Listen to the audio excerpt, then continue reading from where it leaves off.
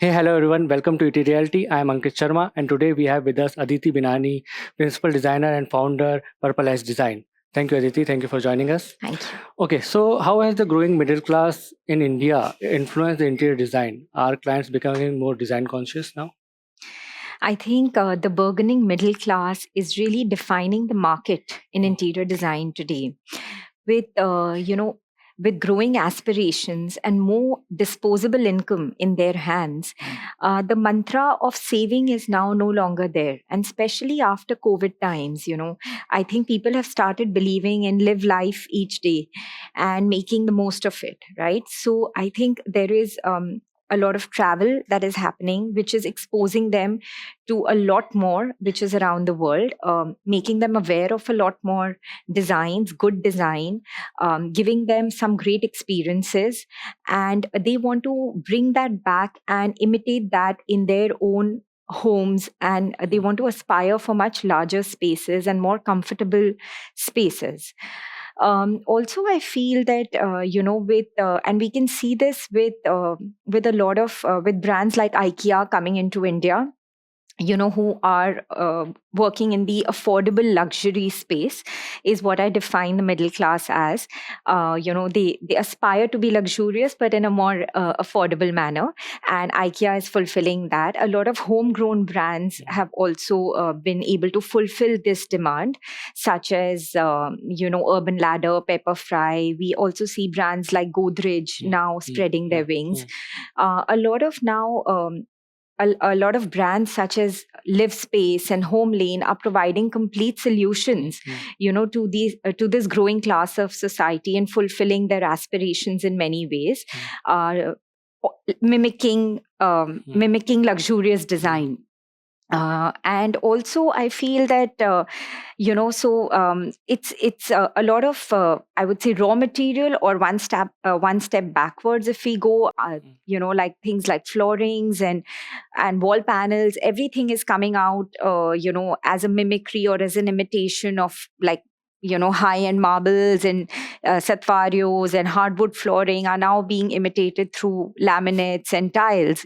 So it is, you are providing that luxurious feel to the middle class with a twist, and at an affordable price. Okay, so if you look at, so because you mentioned this particular aspiration of middle class people, uh, in the last few years, social media has a lot of influence on this design concept of it, aspirations of people, the people's exposure to when they move to different countries, when they travel to different countries, the kind of exposure they see, the kind of products they see, they want to bring them home. They want to Yes. have that at home. So, how do you see this influence of social media, this influence of travel and exposure to other countries? How do you think this influences the kind of design aspiration that people have, and how do you manage that?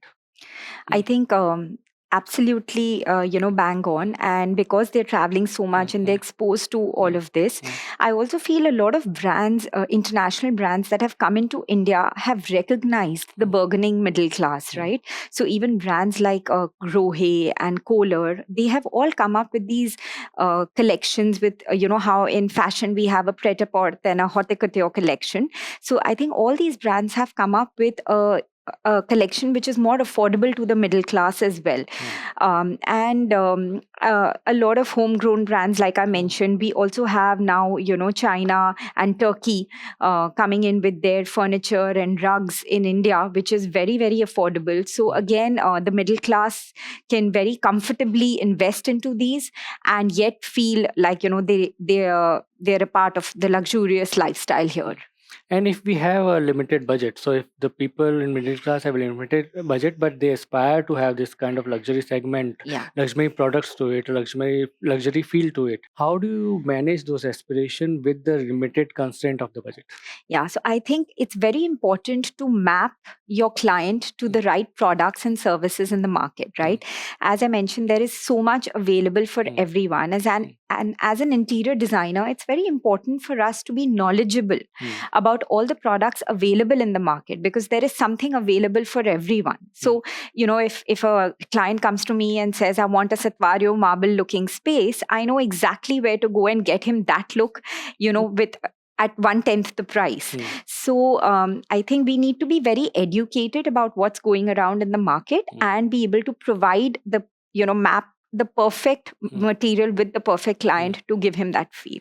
In the last 2 years, because of the luxury demand in the growth of in the luxury segment that we have witnessed, the kind of luxury products that have come in, the builders that they are developing the projects, and the independent houses that are being developed now. How do you see the new trends that are coming in post COVID or pre-COVID? What is the difference that you are witnessing in the kind of houses, the kind of interior designings that you are doing, the kind of products that you're bringing in, the kind of demand that you're getting? How have you seen this in this changing in the last 2 years, and going ahead, how do you see this moving? And because of the growth in the luxury projects, how do you see this influencing the kind of projects that you're developing? So, we said that all these multiple brands in the market have come up with so many different kinds of collections. And now, because people have traveled all across and, they are exposed to social media. And, if I want that really fancy faucet in my bathroom, which hangs from the ceiling, I just want it. And it's about, they know it's the designer does help them to actually reach the right place to get that faucet, and they don't really have to pay a bomb for it anymore.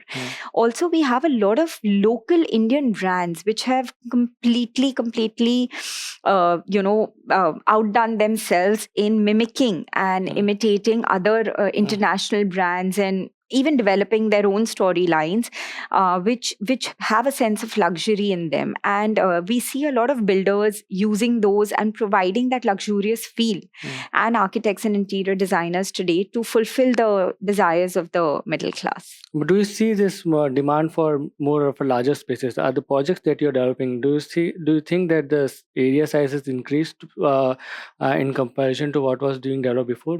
There was more of a concept of having smaller spaces, Yes. Limited spaces. Now, do you think that this concept has changed and now more of larger spaces are coming up?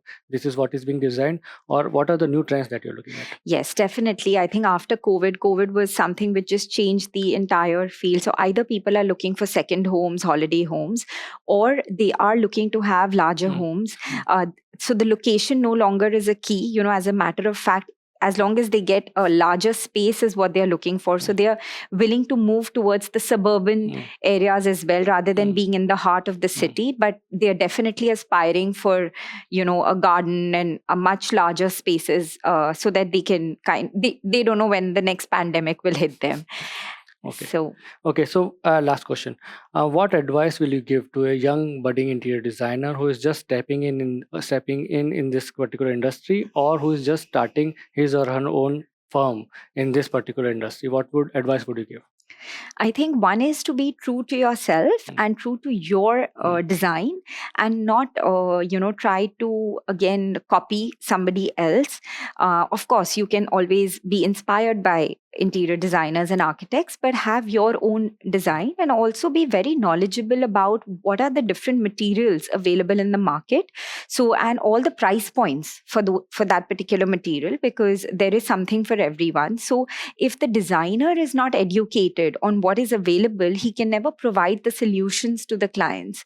So it's very important to know exactly what is there, and then provide the perfect fit to the client. All right. Thank you, Aditi. Thank you for joining us. Thank you, everyone.